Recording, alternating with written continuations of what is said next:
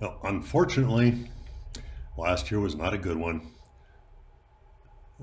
for travel and therefore shows and therefore new minerals. But some things do manage to sneak through the cracks, and I will present with you with what I have, what I came up with since the last symposium. We will, of course, go alphabetically by country, and the first one is China. These have been around for a little while, but I thought I'd put in a picture of some of these gorgeous purple gemmy fluorites from Guangzhou, Fujian, China. These are from Don and Gloria Olson and are 2 centimeters in diameter, the large one anyway. There's some controversy about these things. They're supposed to be chalcopyrite for the Tongluishan mine in Daya, Hubei, China. This one's from the Steve Smell collection and it's 6.2 centimeters high. Of course, the controversy is as to whether they are real and not synthetic. I have not heard yet whether anybody's determined their realness. But anyway, they're quite nice. Now, these have been coming out now for a couple of years, but they keep trickling out, and they seem to get better and better as time goes on. But the fluorites from the Huanggang mines in Keshi-Katang, Inner Mongolia, China, are fantastic. Not just for the individual pink crystals, but the really interesting formations that they seem to create.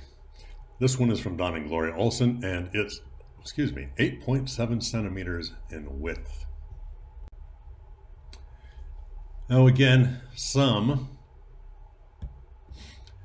of what I'm talking about has been out for a while, but you know, when you have a very sparse year, I'm going to throw in a few oldies here.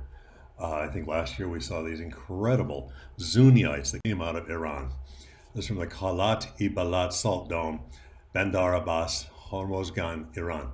This is there are a number of salt domes on the southern coast of Iran and going out on some islands just off the coast.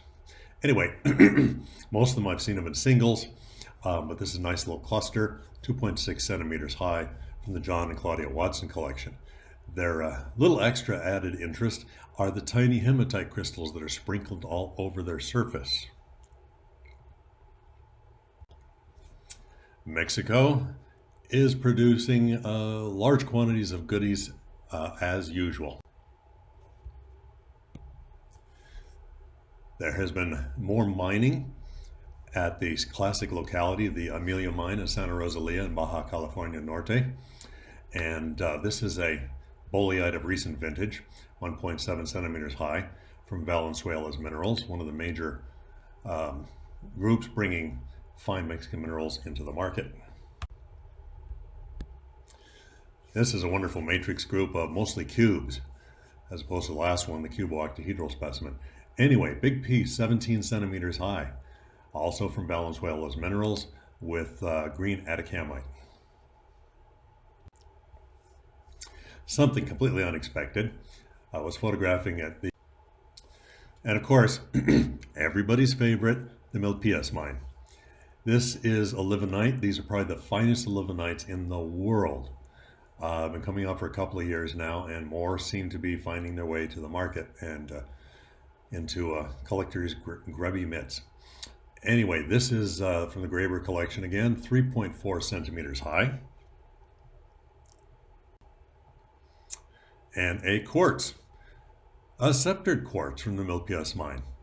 And what's kind of neat is a lot of the quartz they've been getting out of there recently has inclusions of dioptase in it. You can see a couple small specks in the lower right part of the crystal. This guy's small, it's only 2.2 centimeters, but really quite a nice piece. Milpias continues to produce some superb cuprites. This cluster is 6.8 centimeters high, again from Valenzuela's Minerals. And of course, what it's most famous for are its azurites. And here's a group of crystals on a wonderfully contrasting matrix of malachite. 8.2 centimeters high from Valenzuela's Minerals. And back to the Olivinites. Milpias mine, once again, 3.3 centimeters wide, doubly terminated on matrix from the Peter McGaw collection.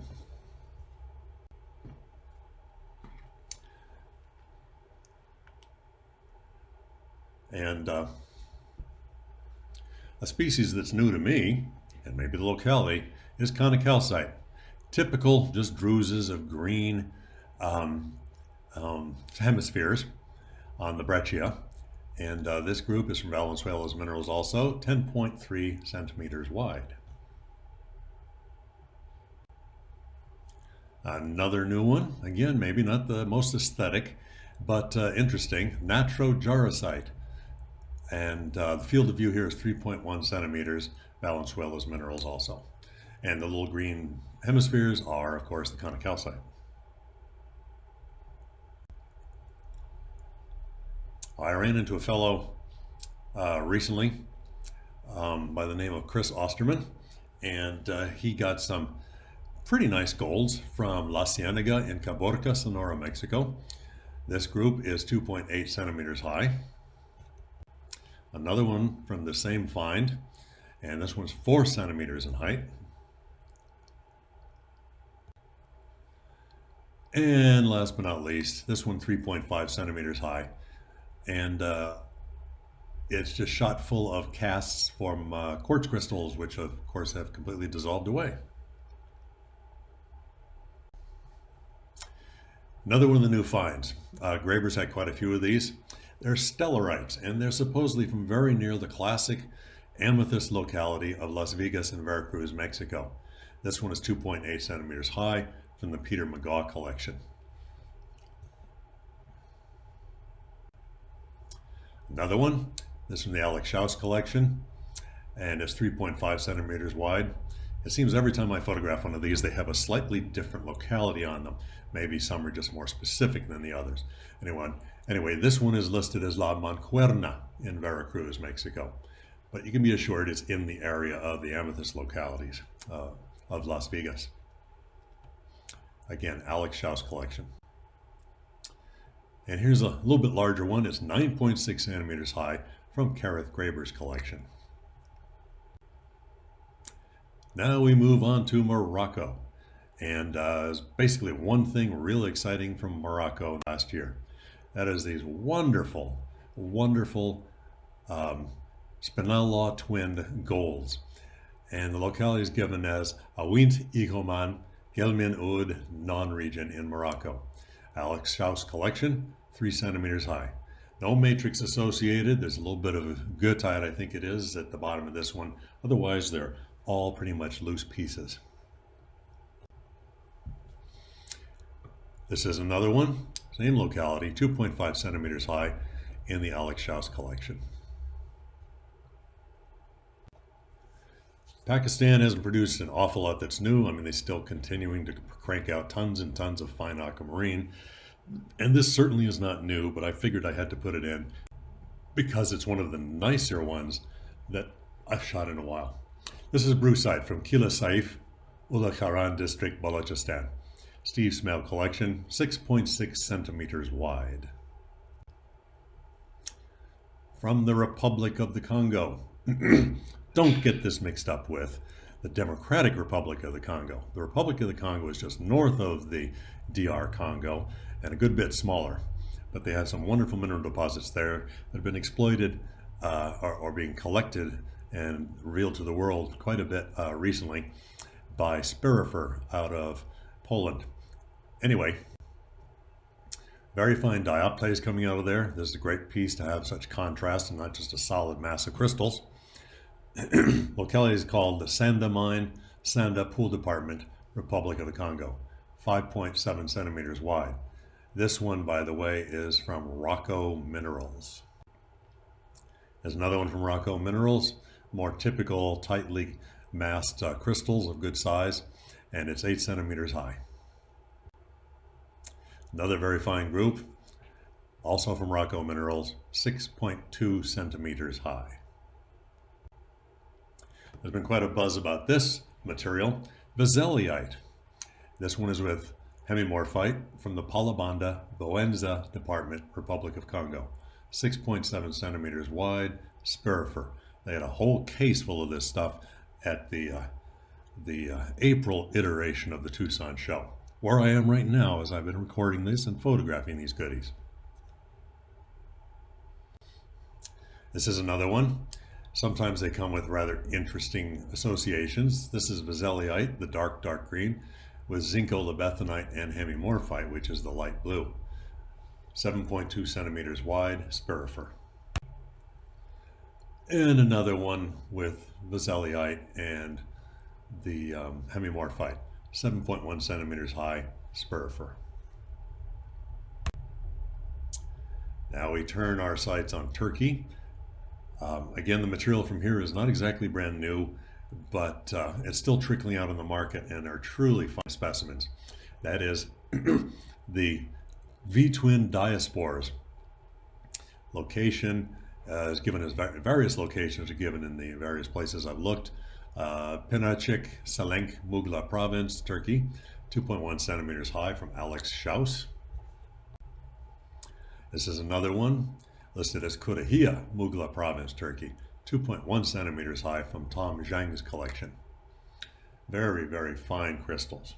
Thank goodness, too small to facet, which is what it's mostly being mined for, facet rough, under the gem trade name of azultonite.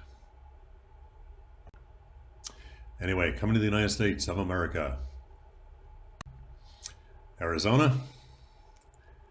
There are several people who have gotten together and have been doing serious mining and collecting in the good old 79 mine in Gila County. They've gotten some very nice aurocalcites out. This group is 3.9 centimeters wide from the Paul Harder collection. Another one, 9 centimeters wide, also from Paul Harder. And even some very nice wolfenites. This is also Paul Harder's. The crystal is 2.5 centimeters across, so 1 inch. Now this is a very interesting find. It actually was made a couple years ago, but north of Globe in Gila County, some men were prospecting and they started getting some hits. And when they started digging, they found really nice, I guess you have to call them nuggets of silver. And these ranged all the way in size from this little guy at 2.5 centimeters high to several that were about 4 feet high and weighing something well over 100 pounds, maybe several hundred pounds. Don't remember the specifics at the moment. Anyway, pretty neat stuff. So anyway, the location is now called the 417 Prospect. They did locate the actual lode that these were coming from. This is another one, a little larger, at 6.1 centimeters wide, from Chris Osterman. And the material is, as you can see here, they're cutting and polishing it and turning it into cabochons and mounting it in jewelry. This one is, well, I got no weights on it, but you get an idea of the size since it has to fit on your wrist. Interesting material. It's too bad the quartz is not kind of the grungy gray that it is, grayish brown. But then again, it does give a contrast. So here's a fairly large chunk that was cut to expose the copper inside, and silver. And this one's 12.7 centimeters wide. For those of you who are metrically challenged, that's a little over 5 inches. You can see, if you look closely, there is a little bit of dendritic habit sort of trying to exert itself. Another piece, this one is 12.8 centimeters high. So about the same as the last piece. Now moving on to California, I really haven't got a lot that's really interesting, and I'm including a few things here that normally I would not, because they're lapidary in nature. Though I'm sure there's a few attendees of the symposium who are also get their fingers wet on the grinding wheel and do a little cabochoning, faceting, what have you. Nothing wrong with it whatsoever. Anyway, the one thing I have from California are these very interesting, they are magnetite and muscovite inclusions in nephrite jade. This is from near the Verde Antique Mine in Stoddard Wells, San Bernardino County, California. This one is 32 by 47 millimeters. They were brought to me by Jim Mills. Here's a piece of the material uncabochoned. You can see the green of the nephrite jade. And this one is 91 by 138 millimeters, also from Jim Mills. Now, most of you are familiar with the minerals from Georgia, at least from its more prominent localities, most prominent of which is the rutile locality on Graves Mountain in Lincoln County. Well, I'm not going to show you any rutiles in this particular presentation, but there's a fellow by the name of Anatoly Bitnov who's been collecting down there, and he's gotten into a zone that produces this wonderful turgite. Now, turgite, or turgite, some of you may want to call it, is kind of a mixture of goethite and hematite, and it gets wonderful rainbow color, iridescent tarnish to it. And this is a little guy at 2.5 centimeters high, but the colors are just phenomenal. Here's another one. This time it's covering, if you look closely, it's covering a quartz crystal. Now, quartz crystals from this locality are never going to win a first prize in anything except maybe an ugly contest.